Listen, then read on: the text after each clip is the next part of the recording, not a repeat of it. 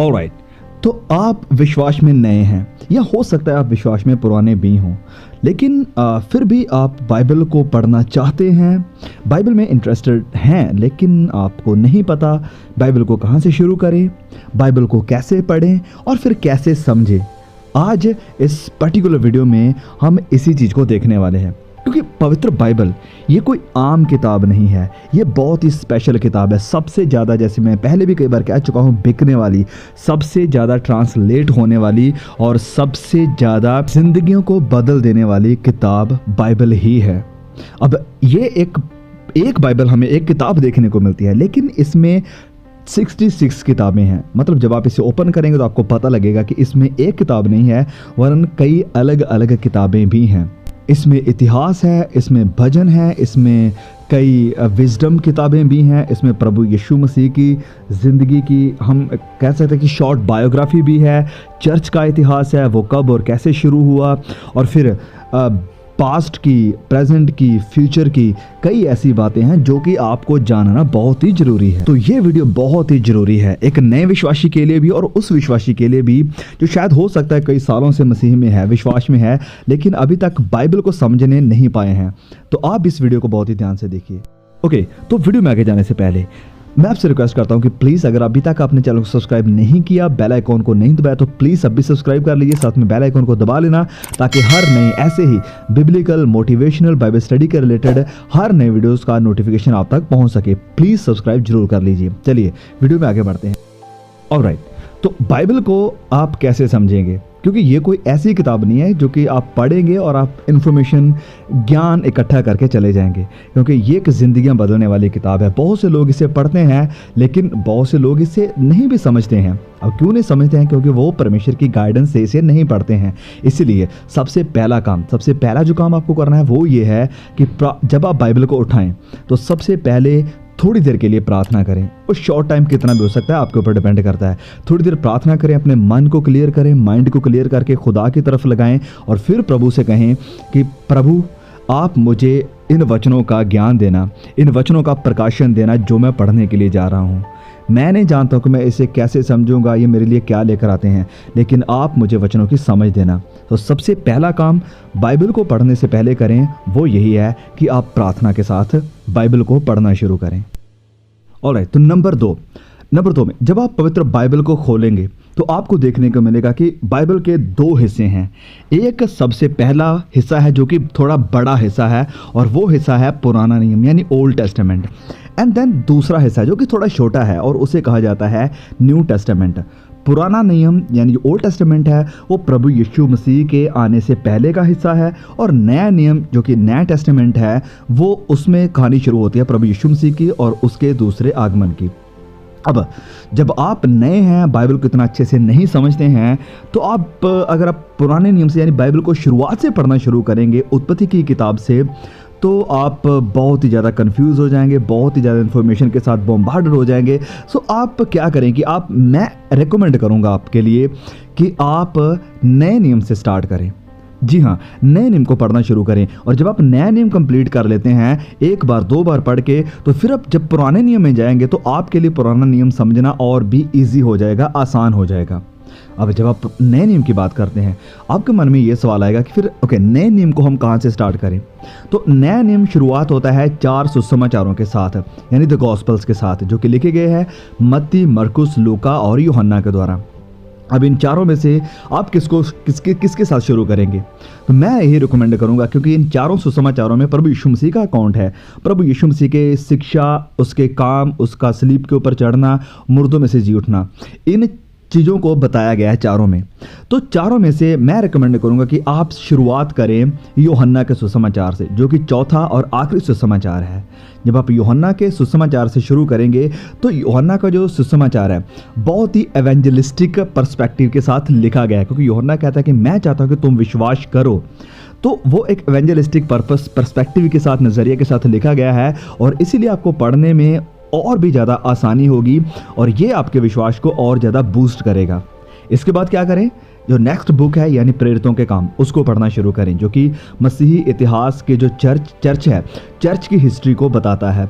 सो प्रेरितों के काम को पढ़ें कि प्रभु यीशु मसीह के जाने के बाद मिनिस्ट्री कैसे शुरू हुई, प्रेरितों ने, चेलों ने कैसे मसीहत को फैलाना, प्रचार करना शुरू किया, कैसे कलीसियाएं बनी। इसके बाद फिर आगे पत्रियां शुरू हो जाती हैं, जिसमें कि प्रेरितों ने यानी यीशु मसीह के जो चेले थे उन्होंने अलग अलग तरह की शिक्षाएं कलीसियाओं को दी। जो कलीसियाएं थी उस वक्त इस्टेब्लिश, उनको खत देकर उन्हें उनके विश्वास को बिल्ड किया, जो और शिक्षाएं थी उन्हें दी। सो नए नियम से शुरुआत करें और कम से कम 2 या 3 बार नए नियम को अच्छी तरह से पढ़ें, क्योंकि हम नई कवानेंट के विश्वासी हैं। और आज 80% जो हमारे इंडिया के प्रचारक हैं, इंडिया के नहीं बाहर भी 80% जो प्रचार हो रहा है वो पुरानी वाचा का हो रहा है। कहते हैं हम अपने आप को मसीही हैं, यीशु के चेले हैं, लेकिन प्रचार पुरानी वाचा का है। इसीलिए नई वाचा को समझना हमारे लिए बहुत ही ज़रूरी है। तो नए नियम को बार बार पढ़िए, कम से कम 4-5 बार पढ़ने के बाद फिर आप पीछे जाइए, फिर आप पढ़िए जेनेसिस को, उत्पत्ति को, फिर एक्सोडस को, ताकि आपको पता चल सके कि इतिहास के बारे में कि कैसे सब कुछ शुरू हुआ, कैसे हुआ सब कुछ। ऑलराइट, सो आई होप कि आप समझ गए होंगे इस बात को कि नए नियम से शुरुआत करें। सुसमाचार जो यूहन्ना के दौरान लिखा गया है उससे शुरुआत करें। 3-4 बार पढ़ने के बाद फिर आप शुरुआत में जाएं और बाइबल को पढ़ना शुरू करें। ऑलराइट, नेक्स्ट आगे बढ़ते हैं। अब जबकि आपको पता चल गया है कि आप बाइबल को पढ़ना कहाँ से शुरू करें, अब आप ये काम करिए कि एक टाइम सेट बनाइए, एक प्लान बनाइए कि मुझे 1 साल में बाइबल को पूरा पढ़ना है, इसे ख़त्म करना है। तो आप क्या करेंगे, कम से कम 4 या 5 पेज डेली पढ़िए। आप कैसे कर सकते हैं, सुबह जब उठते हैं तो उठते वक्त ही, खाना खाने से पहले, चाय पीने से पहले अपने आप को थोड़ा फ्रेश करके सीधा वचनों में जाएं, सीधा बाइबल को उठाएं, बाइबल को पढ़ना शुरू करें, क्योंकि बाइबल के साथ, परमेश्वर की बातों, वचनों के साथ दिन की शुरुआत करना, आई थिंक इससे अच्छी कोई और बात हो ही नहीं सकती। और यही मेरी रूटीन भी है, दिन की शुरुआत मैं बाइबल से ही करता हूँ। सो आप 2-3-4 पेज सुबह पढ़िए और फिर शाम को, रात को सोने से पहले 2-3 पेज पढ़िए, और ऐसा करके आप 1 साल में बाइबल को कंप्लीट कर सकेंगे। तो ये टास्क रखिए कि आपको 1 साल में बाइबल को पढ़ना है। इससे आपकी बाइबल की जो नॉलेज है वो बढ़ेगी। जब आप बाइबल की नॉलेज बढ़ेगी तो आपको परमेश्वर के वचनों का ज्ञान आएगा, परमेश्वर के वचनों का ज्ञान आएगा तो आप इसे दिन प्रतिदिन की ज़िंदगी में अप्लाई कर सकेंगे। ऑलराइट, तो इसके बाद अगला टिप जो मैं आपको देना चाहूँगा वो ये है कि आप बाइबल को तो पढ़ेंगे ही, बाइबल को तो अपने साथ रखिए, लेकिन इसके साथ साथ मैं रेकमेंड करूँगा कि अगर आप एक कमेंट्री, बाइबल की कमेंट्री रख सकते हैं तो प्लीज़ बाइबल की एक कमेंट्री जरूर अपने पास रखिए। जैसे कि आप ये देख सकते हैं मेरे पास ये बाइबल की कमेंट्री है, और इसके अलावा मेरे पास मोबाइल में भी कई 2-3 कमेंटरीज़ हैं जिन्हें कि मैं बाइबल को और अच्छे से समझने के लिए, बाइबल के कॉन्टेक्स्ट को समझने के लिए पढ़ता हूँ।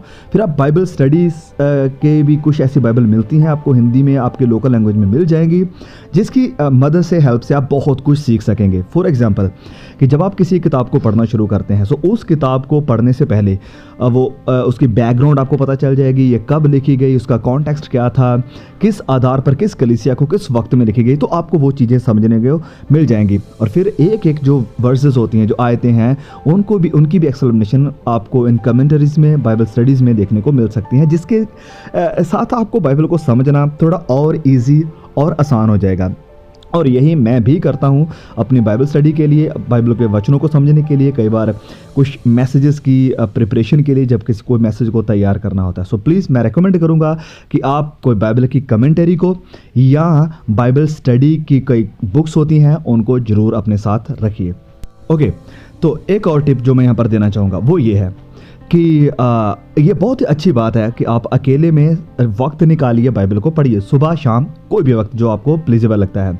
इसी के साथ साथ अगर आप वीकली, मतलब हफ्ते में कोई एक दिन ऐसा रख सकें आपके चर्च में या आपके किसी फ्रेंड सर्कल में कि कम से कम 4, 5, 7, 10 एक छोटी सी फेलोशिप जिसमें सिर्फ बाइबल स्टडी ही हो। आप एक चैप्टर को लेंगे, एक वर्स को लेंगे, जिसके ऊपर आप बैठकर डिस्कस कर सकते हैं कि ओके आप इससे क्या समझते हैं दूसरे। तो ऐसे मैंने कई बार देखा है अपनी ज़िंदगी में भी कि बहुत सारे इनसाइट्स, बहुत सारे प्रकाशन को, बहुत सारी बातों को परमेश्वर जाहिर करते हैं अलग अलग लोगों के द्वारा। सो हाँ, मैं देखता हूँ कि ये हमारे इंडिया में जो हमारे लोकल चर्चेस हैं उसमें ये बहुत ही कम है। लेकिन अगर आप वेस्ट की बाहर में देशों की बात करते हैं तो वहाँ पर ऐसी फेलोशिप्स होती हैं जिसमें कि बाइबल स्टडी चलती है। सो ये बहुत ही ज़रूरी है, आप कांटेक्ट करिए। अगर आप नहीं है तो आप शुरुआत कर सकते हैं, इनिशिएट करिए अपने गांव में, अपने मोहल्ले में, आपके शहर में, आपके आसपास में जहाँ भी हो सकता है। आप 5, 10, 15 लोग इकट्ठे होकर एक फेलोशिप कर सकते हैं, साथ में खाना हो, कुछ स्नैक्स हो और उससे पहले आप बाइबल की स्टडी कर सकते हैं। ऑलराइट, तो ये थी एक प्रो टिप जिससे आप बाइबल को बहुत ही अच्छे तरीके से और ज़्यादा डीपली समझ सकेंगे एक साथ मिलकर। ओके, तो कुछ और ज़रूरी बातें, जैसे कि आप हाइलाइटर को इस्तेमाल कर सकते हैं, अलग अलग तरह के हाइलाइटर लेकर, जिससे कि आप जो वचन आपके साथ बात किया आप उसे हाईलाइट कर सकते हैं। इससे क्या होगा कि नेक्स्ट टाइम जब आप बाइबल को ओपन करते हैं तो आपकी सीधी नज़र उस वचन के ऊपर जाएगी और वो वचन फिर से दोबारा से आपके साथ बात करेगा। और बाइबल स्टडी में जब आप नोट्स बनाएंगे तो उसमें भी आपको हाईलाइटर्स के थ्रू काफ़ी मदद मिलने वाली है। मैं खुद भी इस चीज़ को अपनी ज़िंदगी में अप्लाई कर चुका हूँ और करता भी हूँ। फिर एक और चीज़ यहाँ पर मैं बताना चाहूँगा कि जब आप बाइबल को पढ़ते हैं तो बहुत सारी बाइबल को पढ़ते वक्त ऐसी चीज़ें आपके सामने आएंगी जो आपको समझ में नहीं आएंगी। फिर दूसरी चीज़ है, आपके मन में आपके अंदर कई सवाल भी खड़े होंगे कई चीज़ों को देखकर और पढ़कर। तो इस हालत में क्या करें, जब भी कोई सवाल आपके मन में आता है बाइबल को पढ़ते वक्त, स्टडी करते वक्त, तो उसे लिख लीजिए। फिर आप मेरे जैसे किसी भाई को, अपने पास्टर को या किसी और से उस सवाल का जवाब पूछिए। और जब ऐसा करते हैं तो आपकी जो बाइबल की नॉलेज है वो और ज़्यादा बढ़ेगी, आप बाइबल को और डीपली जानना शुरू करेंगे। फिर जब आपको कुछ चीज़ें समझ में नहीं आती हैं तो उस हालत में आप क्या करें, आप प्रार्थना करें, परमेश्वर से मांगे कि प्रभु मुझे इस बात की समझ में नहीं आ रही है, मेरे ऊपर इन चीज़ों को जाहिर कर। फिर जब आप उसी चीज़ को दोबारा, तीसरी बार, चौथी बार, अगर आप नेक्स्ट टाइम यानी नेक्स्ट ईयर अगर आप उसी चीज़ को फिर पढ़ेंगे तो हर बार में आपको बाइबल से कुछ ना कुछ नया इंसाइट्स, कुछ नया प्रकाशन आपके सामने परमेश्वर जाहिर करेंगे हर बार जब आप बाइबल को पढ़ते हैं। तो ये थी मेरी कुछ सिंपल सी टिप्स जो मैं आपके साथ शेयर करना चाहता था, ताकि आप खुद भी बाइबल को पढ़ने वाले हो सकें, आप किसी के ऊपर डिपेंडेंट ना रह सकें क्योंकि कोई आपको आए और सिखाए, वरना आप खुद बाइबल को जानने वाले, बाइबल की बातों को पढ़ने वाले बन सकें। ताकि आप, एक और चीज़ बहुत ही ज़रूरी, कि किसी भी तरह की किसी भी झूठी शिक्षा का शिकार ना बन सके। कोई भी आपके सामने प्रचार कर रहा हो तो आप उसके प्रचार को वचनों के लेंसेस के साथ परख सकेंगे, जान सकेंगे कि वाकई ये मैसेज, ये प्रचार बाइबल के अकॉर्डिंग जा रहा है या उससे बाहर जा रहा है। ऐसा तभी हो पाएगा जब आप बाइबल को जानते हैं तभी। इसीलिए मैं एम्फेसाइज करता हूँ, इसीलिए मैं जोर देता हूँ कि प्लीज़ बाइबल को भाई खुद पढ़ना, खुद समझना शुरू कर दें। परमेश्वर से खुद सामर्थ्य को मांगे कि वो आपको सिखाए बाइबल की गहरी बातें जो कि शायद हर इंसान की समझ से परे हैं। सो प्लीज़ बाइबल को आज ही से उठाइए, एक प्लान बनाइए, इसे पढ़ना, इसकी स्टडी करना शुरू कर दें। ऑलराइट, तो आज के लिए बस यही था। और मैं जानता हूँ कि आप में से कई लोग बाइबल स्टडी वीडियोस का वेट कर रहे हैं, लेकिन कुछ इश्यूज़ की वजह से, कुछ प्रॉब्लम्स की वजह से एक्चुअली वीडियोस नहीं बन पा रहे हैं। वीडियो स्टडीज़ के जो हमने शुरू किया था, लेकिन होपफुली शैतान अगर काम कर रहा है तो परमेश्वर भी ज़रूर उसका इंतज़ाम करेंगे कि सब कुछ सही हो जाए। और प्लीज़ प्रार्थना में इस चीज़ को याद रखिए कि सारा इंतज़ाम पूरा होने पाए, जो भी रुकावटें आ रही हैं वो रुकावटें दूर हो जाएं। तो प्लीज़ इस वीडियो को शेयर जरूर कीजिए, इन्फॉर्मेशन को शेयर जरूर कीजिए। चैनल को अगर अभी तक सब्सक्राइब नहीं किया तो प्लीज़ सब्सक्राइब करके जाइएगा। जल्द मिलेंगे नए वीडियो के साथ, तब तक के लिए खुदा मुझे, आपको, हम सबको संभाल के रखिए। आमीन।